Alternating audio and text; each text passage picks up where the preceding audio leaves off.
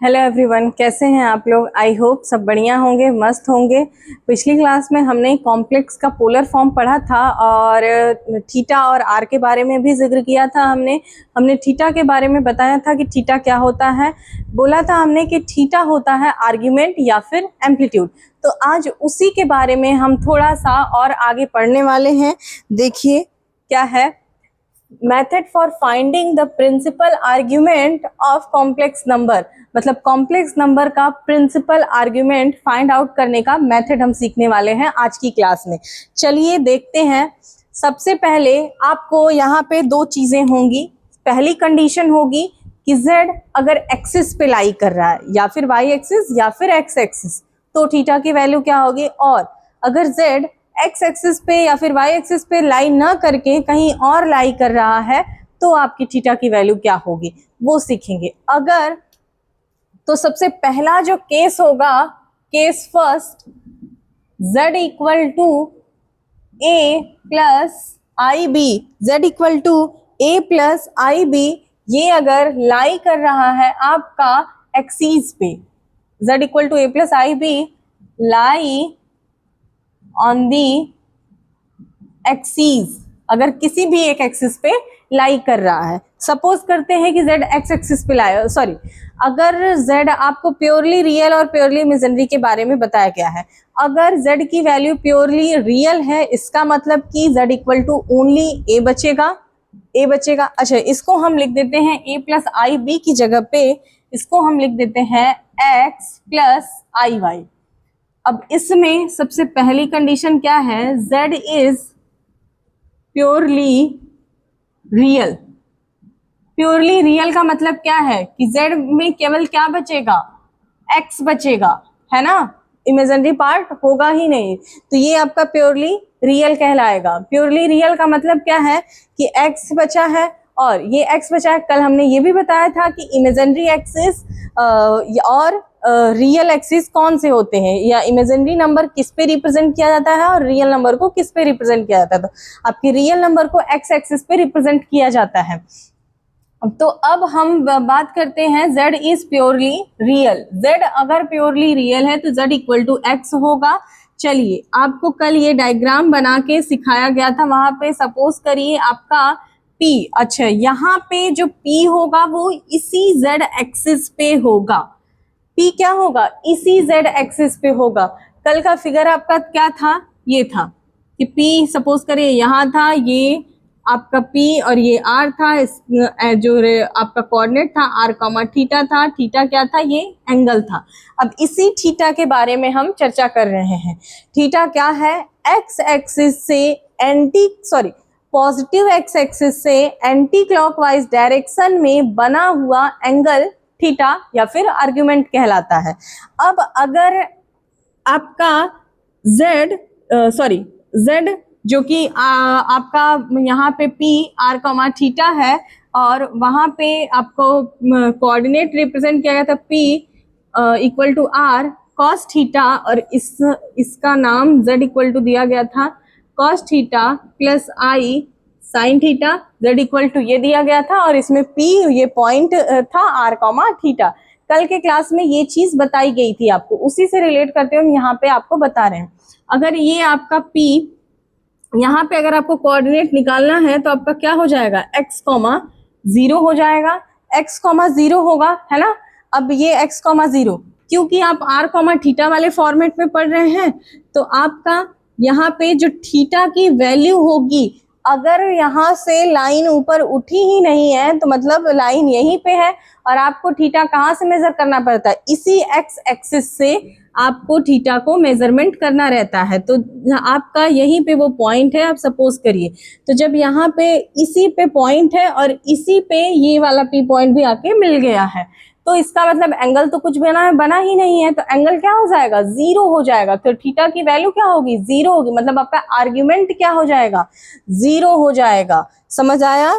तो अगर z purely real है तो आपकी थीटा की वैल्यू क्या हो जाएगी, जीरो हो जाएगी। या फिर अब ये इसमें भी दो केस होंगे, क्या होगा, अगर z लाई कर रहा है पॉजिटिव x के साइड तो थीटा जीरो होगा। जैसे इसमें हम कंडीशन क्या लिख रहे हैं, अगर z कहाँ लाई कर रहा है, लाई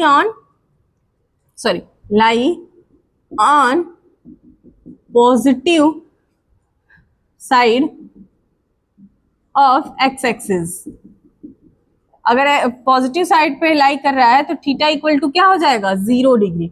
और अगर यही z लाई कर रहा है negative side of x axis तो थीटा क्या हो जाएगा, ध्यान से देखिए, अगर ये नेगेटिव पे लाई करेगा, आपको मेजरमेंट तो अब भी वैसे ही लेना है, आप यहाँ से x एक्सिस के पॉजिटिव डायरेक्शन से मेजरमेंट करेंगे तो यहाँ तक एंगल बनेगा, ये आपकी पूरी थीटा की वैल्यू होगी, और ये पूरी थीटा की वैल्यू कितने की बन रही है, 180 की, तो थीटा क्या हो जाएगा, पाई। क्लियर हुआ ये दो पॉइंट आपको, आई होप ये दो पॉइंट आपको क्लियर हो गया होगा।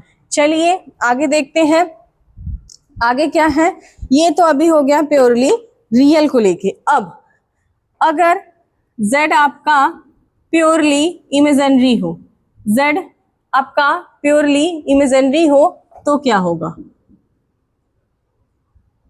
z purely imaginary, z is purely imaginary, ठीक।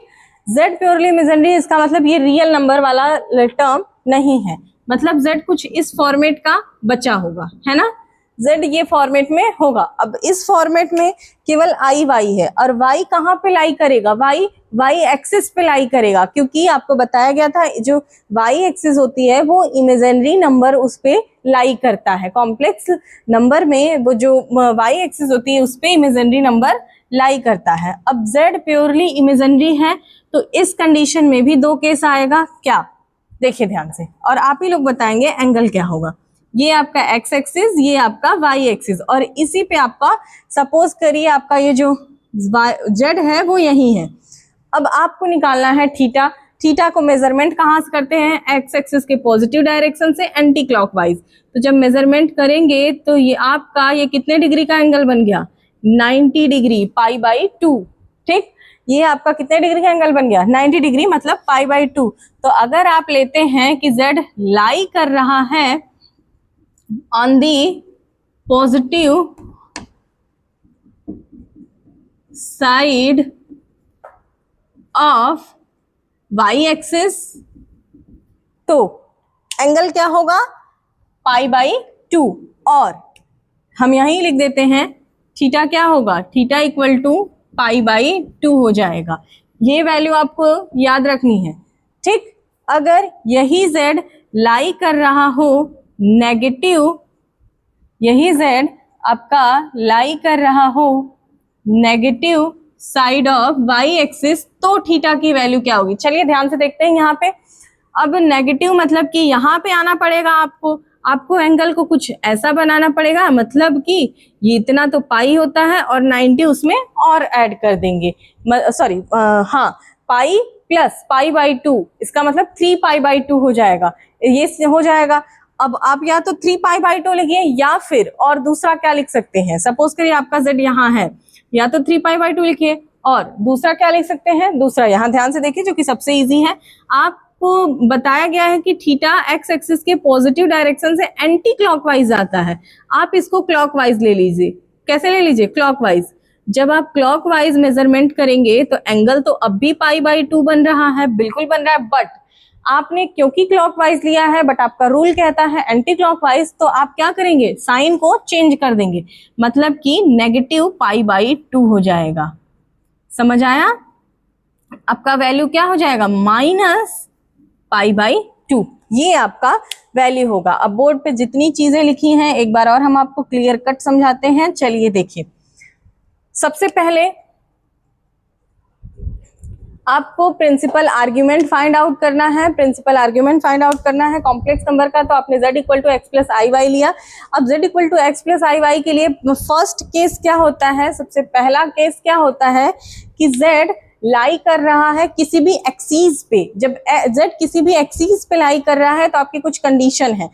कंडीशन क्या है कि z x एक्सिस के पॉजिटिव पे लाई कर रहा है, नेगेटिव पे लाई कर रहा है, y के पॉजिटिव पे लाई कर रहा है, y के नेगेटिव पे लाई कर रहा है, तो आपकी आर्ग्यूमेंट की या फिर थीटा की वैल्यू क्या होगी उस चीज के बारे में।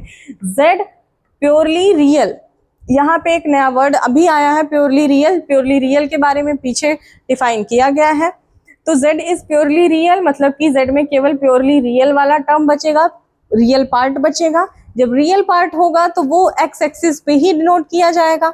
जब x एक्सिस पे होगा तो x पे एक पॉजिटिव साइड होगा, एक नेगेटिव साइड होगा, ये तो सबको पता है। जब पॉजिटिव साइड में लेंगे तो थीटा क्या हो जाएगा, जीरो।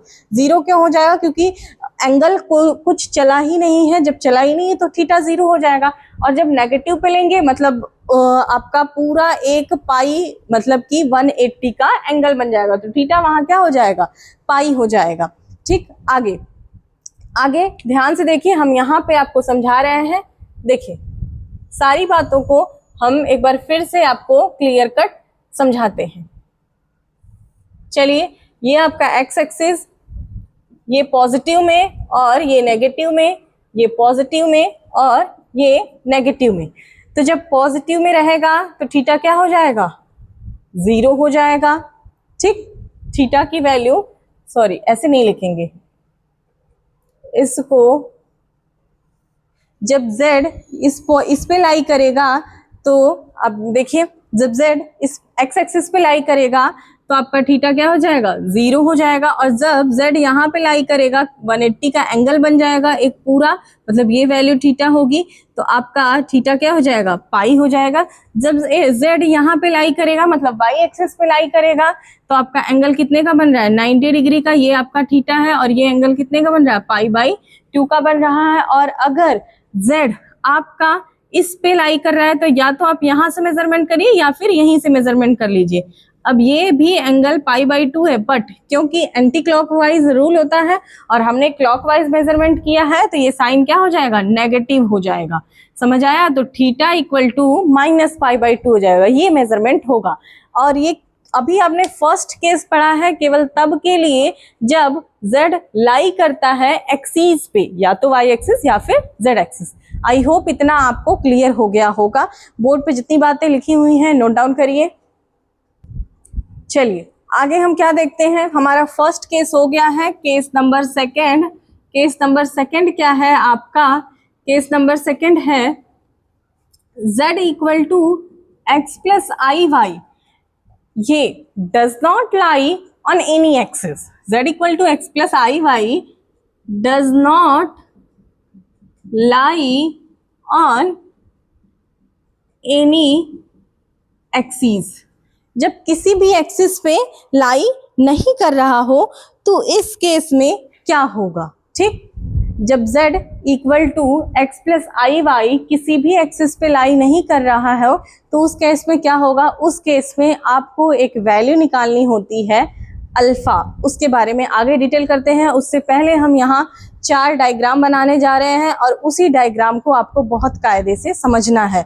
अगर इस डायग्राम को समझ लिए तो ही आप क्वेश्चन को सॉल्व कर पाएंगे, अदरवाइज आपसे क्वेश्चन सॉल्व नहीं हो पाएगा। यहाँ पे जो आर्ग्यूमेंट की वैल्यूज होंगी वो आपको याद भी रखनी होंगी। ठीक, चलिए देखिए, तो सबसे पहले यहाँ पे आपको एक डायग्राम हम यहाँ पे बनाने जा रहे हैं। अच्छा, एक हमने अभी अल्फा का जिक्र किया था, तो आपको सबसे पहले फाइंड आउट करना पड़ेगा एक एक्यूट एंगल अल्फा। चलिए हम डायग्राम बताते हैं फिर समझाते हैं आगे। सबसे पहले आपका ये एक है, आगे यहीं पे आई थिंक हो जाएगा, यस। एक डायग्राम ये है, एक डायग्राम ये है और एक लास्ट ये है।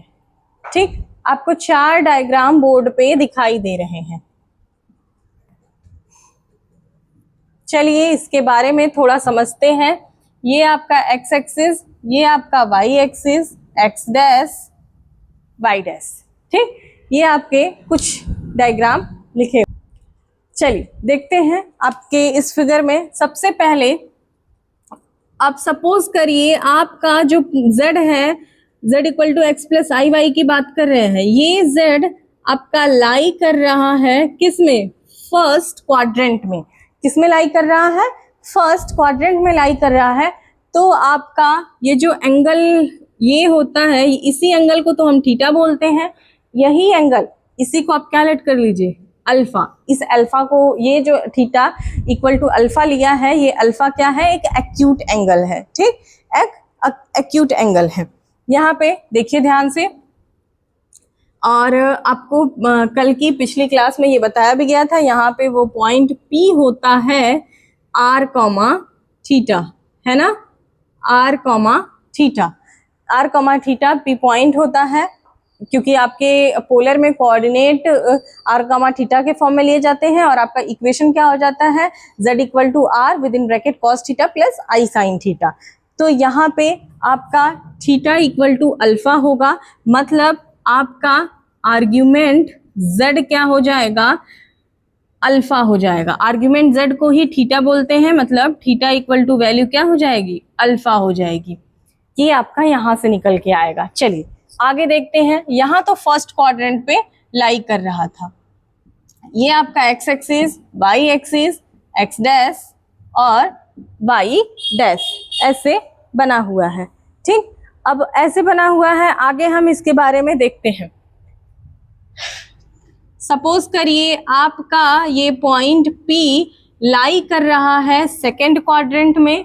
जब सेकेंड क्वाड्रेंट में लाई कर रहा है, और अब आपको थीटा चाहिए। आपने पढ़ा है एक्स एक्सिस के पॉजिटिव डायरेक्शन से एंटी क्लॉकवाइज बना हुआ एंगल आपका थीटा होता है।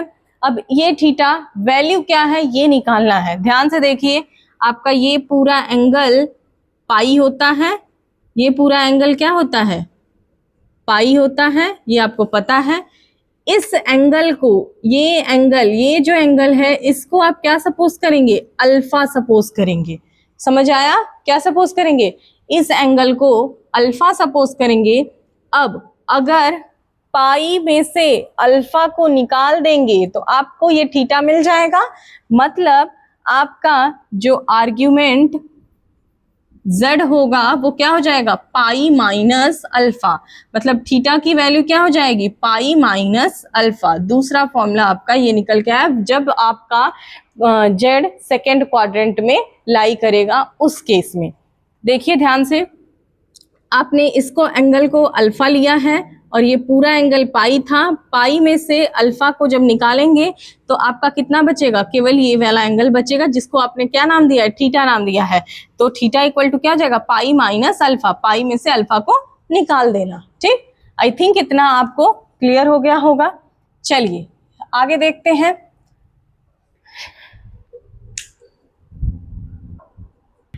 चलिए देखिए, यहाँ पे सेकेंड क्वाड्रेंट में लाई कर रहा, तो ये हो गया। अब आगे थर्ड क्वाड्रेंट की बात करते हैं। देखिए आपका ये x axis, x dash, y, y dash.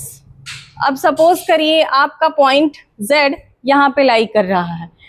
आपका पॉइंट Z यहाँ पे लाई कर रहा है, तो आप यहाँ पे एक P पॉइंट लाई कर रहा है। आपका जो थीटा होगा, अगर उसकी बात करें, इस एंगल को आपने अल्फा सपोज किया, और आपका थीटा ये पूरी वैल्यू होगी। ये पूरी वैल्यू क्या होगी, थीटा होगी। आपको चाहिए वही थीटा। ध्यान से देखिए, इतना तो पाई होता है, इतना आपको पता है कि ये इतना एंगल क्या होता है, पाई होता है। और उस पाई में अगर आप इस अल्फा को ऐड कर देंगे तो आपको थीटा मिल जाएगा। मतलब आपका आर्ग्यूमेंट Z क्या हो जाएगा, pi plus alpha. Pi plus alpha मतलब theta equal to pi plus alpha. या फिर दूसरा, आप अगर नीचे से भी मेजरमेंट करना चाहें एक्स के क्लॉकवाइज डायरेक्शन से, तो आपका वैल्यू क्या आएगा। ध्यान से देखिए, आप अगर इसके क्लॉकवाइज डायरेक्शन से मेजरमेंट करना चाहते हैं, तब आपकी थीटा की वैल्यू क्या होगी, तब आपका थीटा ये होगा। और इसमें, इस थीटा में ध्यान से देखिए, आपका पूरा एंगल पाई है, और उस पाई में से आपको अल्फा को माइनस करना होगा। लेकिन यहाँ पे जो मेजरमेंट होगा वो माइनस साइन में होगा, मतलब आपका कुछ ऐसा निकल के आएगा माइनस पाई माइनस अल्फा। आपका पाई माइनस अल्फा तो हो रहा है क्योंकि मेजरमेंट जो है वो क्लॉकवाइज डायरेक्शन में है, इसलिए यहाँ पे साइन क्या लगा देंगे, नेगेटिव साइन लगा देंगे। तो मतलब minus with in bracket pi minus alpha. ये तब के लिए है जब आपका z कहाँ लाई करे, थर्ड क्वाड्रेंट में लाई करे। ठीक, चलो लास्ट आपका बचा हुआ है जब आपका z फोर्थ क्वाड्रेंट में लाई करे, उस कंडीशन में आर्ग्यूमेंट की वैल्यू क्या होगी।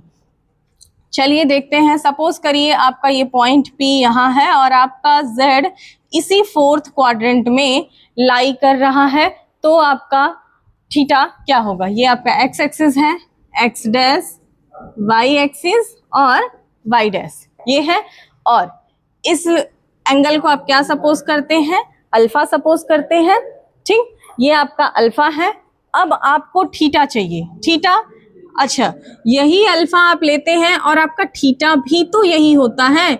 इसी एंगल को तो थीटा भी बोलते हैं, इसी को थीटा भी बोलते हैं और इसी को अल्फा भी बोलते हैं। बिल्कुल, आपका वही थीटा होता है, वही अल्फा होता है। तो यहाँ पे आर्ग्यूमेंट होगा क्या, आर्ग्यूमेंट z। अभी जस्ट हमने बताया कि आर्ग्यूमेंट z अगर आप क्लॉकवाइज मेजरमेंट कर रहे हैं तो साइन क्या हो जाता है, प्लस है तो माइनस, माइनस है तो प्लस।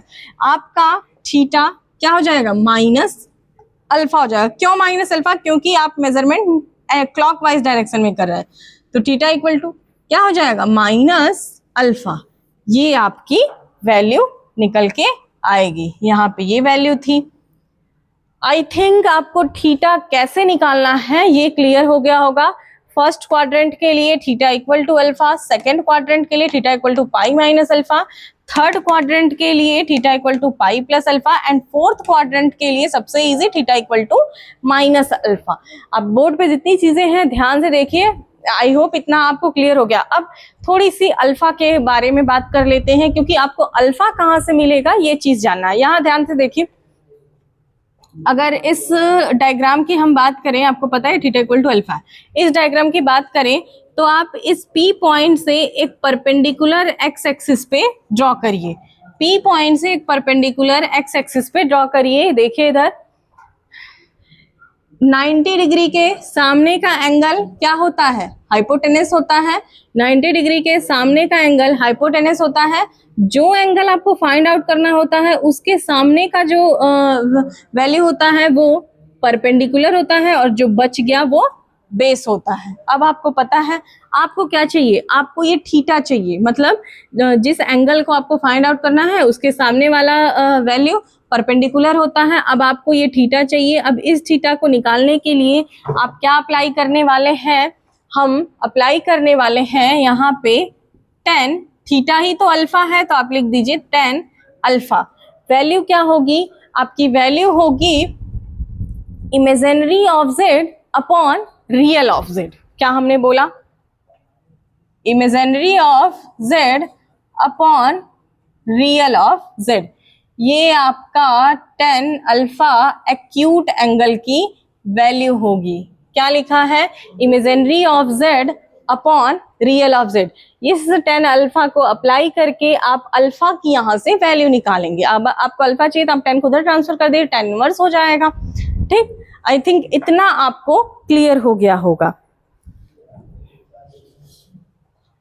देखिए अब हम इमेजिनरी अपॉन z ही क्यों, क्योंकि आप जानते हैं tan अल्फा इक्वल टू क्या होता है, perpendicular upon base, perpendicular upon base.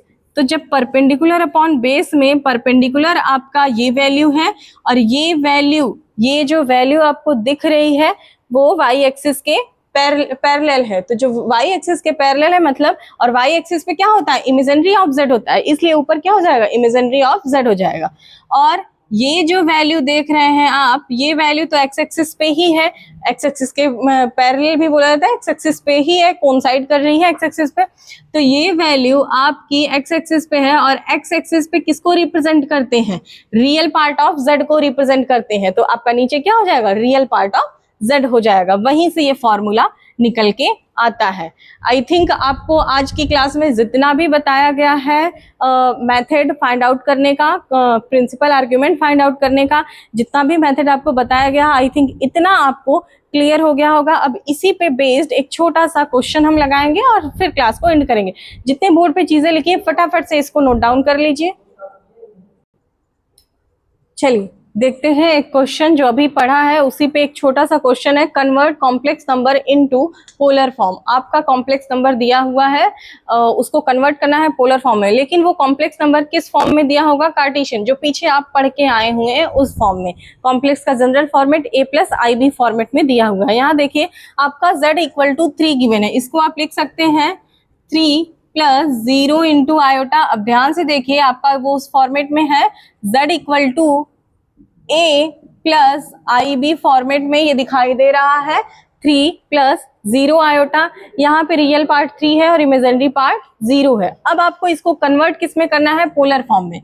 Polar form में क्या होता है? r cos θ + i sin θ, यही होता है बिल्कुल।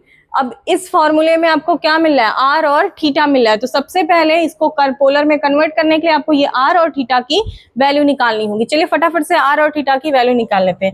अब आप जानते हैं r आपका फॉर्मूला था r के लिए, प्रीवियस कल की क्लास में पढ़ाया गया है, रियल पार्ट का स्क्वायर प्लस इमेजिनरी पार्ट का स्क्वायर।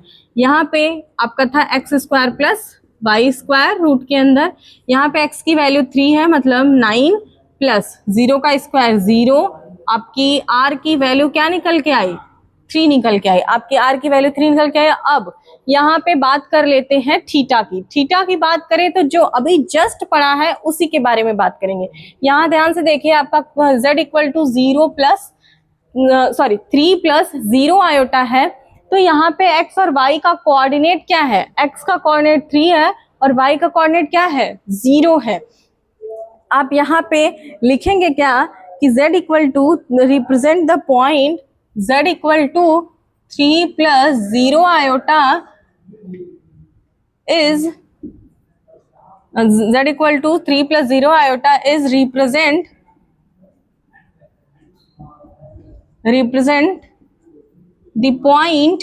किस पॉइंट को रिप्रेजेंट कर रहा है? तो 3, 0 पॉइंट को रिप्रेजेंट कर रहा है। ठीक, अब ये 3, 0 पॉइंट कहाँ लाई करेगा? किस क्वाड्रेंट में लाई करेगा? यहाँ पे देखिए ये भी पॉजिटिव ये भी पॉजिटिव, प्लस प्लस कहाँ मिलता है? फर्स्ट क्वाड्रेंट में। आप लोगों को ये पता होना चाहिए।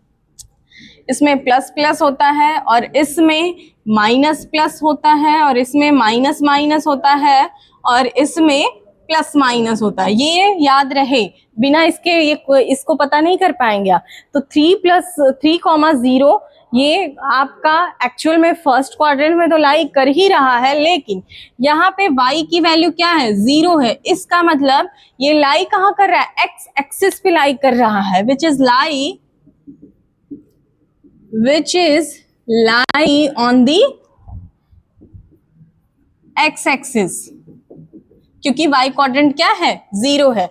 अगर वो x एक्सिस पे लाई कर रहा है तो आपका थीटा की वैल्यू क्या होगी? देखिए ध्यान से, अगर वो आपका x एक्सिस पे लाई कर रहा है तो आपका थीटा क्या हो जाएगा? थीटा = या फिर argument theta, argument z first quadrant में आपका अल्फा होता है, और क्योंकि आपका x एक्सिस पे लाई कर रहा है तो x एक्सिस पे आपका थीटा x एक्सिस के पॉजिटिव साइड पे लाई कर रहा है तो थीटा की वैल्यू क्या हो जाएगी? 0 हो जाएगी। आपका थीटा क्या हो जाएगा? 0 हो जाएगा। मतलब आपकी थीटा की वैल्यू 0 आ गई और r की वैल्यू 3 आ गई। अब आप पोलर फॉर्म में कन्वर्ट करिए। आप लिखिए पोलर फॉर्म ऑफ z क्या हो जाएगा? r cos θ + i sin θ। सबकी वैल्यू यहाँ रखिए तो आपका z क्या मिलेगा? r की वैल्यू 3, थीटा की वैल्यू 0, तो cos 0 + i sin 0 ये होगा। ठीक, आपको इसको 0 यहाँ पे cos 0 की वैल्यू 1 होती है, sin 0 0 होता है, तो ये पुट नहीं करना है। अगर आपने पुटअप कर दिया तो आपको वापस से यही मिल जाएगा, लेकिन आपको वो नहीं करना है। आपको तो ये पोलर फॉर्म लेके आना था। ये पोलर फॉर्म जो यहाँ पे है यही वैल्यू आपको लेके आनी थी। आई थिंक इतना जितना अभी बताया गया है आज के लिए इतना बहुत है, इतना रहने देते हैं। मिलते हैं नेक्स्ट क्लास में कुछ और अच्छे अच्छे क्वेश्चंस के साथ। चलिए तब तक जितना आज पढ़ाया गया है उसको रिवाइज करते रहिए, और अगर क्लास अच्छी लगी है तो कमेंट करिएगा, वीडियो को ज़्यादा से ज़्यादा शेयर करिएगा, चैनल को सब्सक्राइब करिए और वीडियो को लाइक करिए। Thank you.